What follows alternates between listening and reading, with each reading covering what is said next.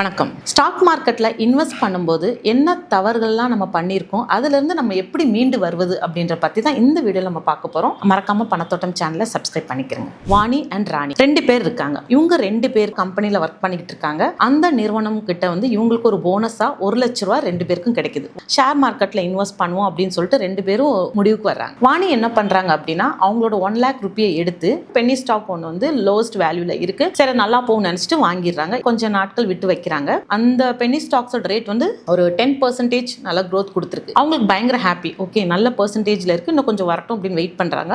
Next day பாத்தீங்கன்னா அந்த share price ரொம்ப டவுன் பெர்சன்டேஜ், மோர் தென் 2% கீழே போயிட்டே இருக்கு. எதனால இந்த சடன் ஒரு டிராப் ஆகும்? ஒன் மேபி குளோபல் எக்கானமியில் ஏதாவது வார் நடந்திருக்கலாம், இல்ல அப்படின்னா இந்த கம்பெனிஸ்க்கான ஒரு நெகட்டிவ் நியூஸ் வந்ததுனால இவங்க ஸ்டாக்ஸோட வேல்யூ டவுன்ல போயிருக்கு. கவலையில் ஆயிடுறாங்க. என்ன பண்றாங்க அப்படின்னா, சரி இதுக்கு மேலே நம்ம விட்டு வச்சோம் அப்படின்னா ரொம்ப லாஸ்ல போயிடும் அப்படின்னு சொல்லிட்டு அவங்க 50% லாஸ்லயே வெளியே வந்துடுறாங்க. ஷேர் மார்க்கெட் அப்படின்னா அது ஒரு கேம்லிங், அது ஒரு சூதாட்டம் அப்படின்னு நினைச்சிட்டு திட்டிக்கிட்டு வந்துடுறாங்க. இதான் வாணியோட ஸ்டோரி. ஓகே, ராணி என்ன பண்றாங்க அப்படின்னா அவங்க கொஞ்சம் நிதானமா யோசிக்கிறாங்க. என்ன யோசிக்கிறாங்கன்னா, ஓகே நம்ம லாங் டேர்ம்க்கு இன்வெஸ்ட் பண்ணுவோம், அதுக்கு முன்னாடி எதுல இன்வெஸ்ட் பண்ணலாம் அப்படின்றது அவங்களுக்கு ஒரு ஐடியா கிடைச்சிருக்கு. சரி, கம்பெனிஸ்ல நம்ம ஸ்டாக்ஸ்ல இன்வெஸ்ட் பண்ணோம் அப்படின்னா அவங்க என்ன பண்ணிருக்காங்க, நம்ம பேங்க்ல நம்ம டெபாசிட்லாம் பண்ணிருக்கோம். பேங்கோட ஷேர் பிரைஸ் கண்டிப்பா நல்லா இருக்கும். அப்ப என்ன பண்றாங்கன்னா பேங்கிங் செக்டர்ஸ் அவங்க ஸ்டாக்ஸ் சூஸ் பண்றாங்க. அந்த ஸ்டாக்ஸ்ல இன்வெஸ்ட் பண்ணலாம் அப்படின்னு சொல்லிட்டு முடிவு எடுத்திருக்காங்க. ஏன்னா பேங்கிங் செக்டர்ஸ் எப்பவுமே growth நல்லா இருக்கும். அவங்க பல் தேய்ச்சிட்டு இருக்கும்போது டூத் பேஸ்ட் பாக்குறாங்க அண்ட் ஷாம்பு பாக்குறாங்க. ஓகே, இதெல்லாம் நல்ல பிராண்டட் கம்பெனிஸ் ஆச்சு, இதோட ஸ்டாக் பிரைஸ் பார்ப்போம் அப்படின்னு சொல்லிட்டு அதை அனலைஸ் பண்ணிட்டு அந்த மாதிரி ஸ்டாக்ஸ்ல இன்வெஸ்ட் பண்றாங்க. தேர்ட் என்ன பண்றாங்கன்னா,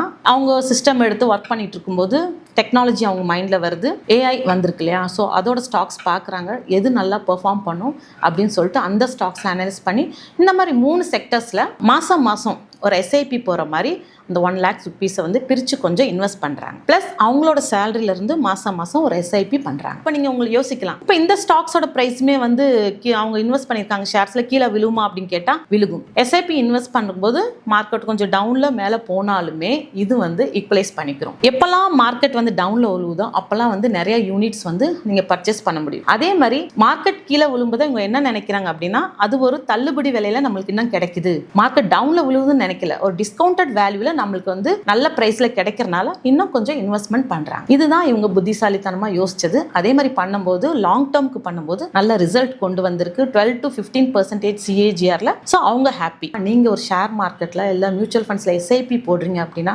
கண்டிப்பா ஒரு லாங் டேர்ம் இன்வெஸ்ட்மெண்ட்டோட தான் நீங்க யோசிக்கணும். இன்னொரு பாயிண்ட் என்ன சொல்லணும்னா, நீங்க அந்த ஸ்டாக்ஸை ஓனா பாருங்க, உங்களுக்கு தெரியும். அந்த ஸ்டாக்ஸ் எல்லாம் தெரிஞ்சுக்கணும் அப்படின்னா நீங்க screener.in வெப்சைட்ல போயிட்டு ஒரு ஸ்டாக் அந்த கம்பெனியோட நேம் கொடுத்தீங்கன்னா ஸ்டாக்ஸ் எல்லாமே உங்களுக்கு எடுத்து கொடுக்கும். ஸோ அதை நீங்க பார்க்கலாம். இவங்க லாங் டேர்ம் இன்வெஸ்ட் பண்ணும்போது என்ன ஆகுது அப்படின்னா பவர் ஆஃப் காம்பவுண்டிங் இங்க வருது. ஸோ நல்ல CAGRல உங்களுக்கு நல்ல ரிட்டர்ன்ஸ் கிடைக்குது. அண்ட் என்ன மாதிரி ஃபண்ட்ஸ்ல இன்வெஸ்ட் பண்ணணும்னு உங்களுக்கு ஐடியா இல்லாம இருக்கலாம். அப்படி இருக்கும்போது நீங்க கண்டிப்பா ஒரு மியூச்சுவல் ஃபண்ட் டிஸ்ட்ரிபியூட்டர் மூலமா போனீங்க அப்படின்னா ஸோ அவங்க உங்களுக்கு கைட் பண்ணுவாங்க. ஸோ நீங்களும் எஸ்ஐபி இன்வெஸ்ட் பண்ணணும்னு நினைக்கிறீங்க அப்படின்னா கீழே கமெண்ட் செக்ஷன்ல எஸ்ஐபி அப்படின்னு சொல்லிட்டு நீங்க கமெண்ட் பண்ணுங்க. உங்களை நாங்க கான்டாக்ட் பண்றோம்.